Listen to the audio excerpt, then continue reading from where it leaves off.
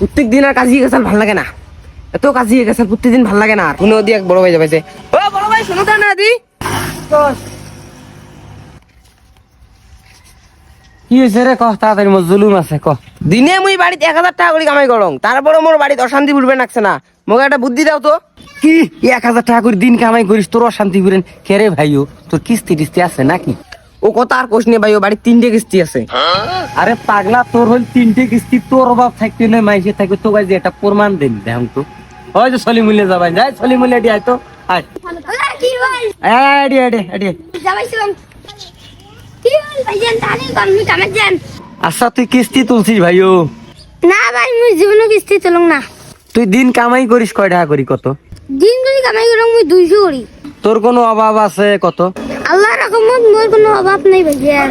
তোর সংসার কোনো অশান্তি আছে কত? ওর সংসারে তো অভাব নাই ভাই জান। যা ভাই এলা, তোর বেকার বেলা সময় নষ্ট করাইলাম, যা ভাই যা। ক এলা কি বুঝলু তুই, এলা ক। মুই বুঝতাম ভাইজান, মুই আজকে ছাগল গরু বেচেয়া যত টাকা হবে আজকে কিস্তি দিয়ে আগত কাটিম। মুই কিস্তি কাটি আর বাকি জীবনও কিছু দিবেন না ভাইজান। মুই বুঝতাম ভাইজান, এলাই মুই যাবাইছং থাম, এলাই যাবাইছং ভাইজান।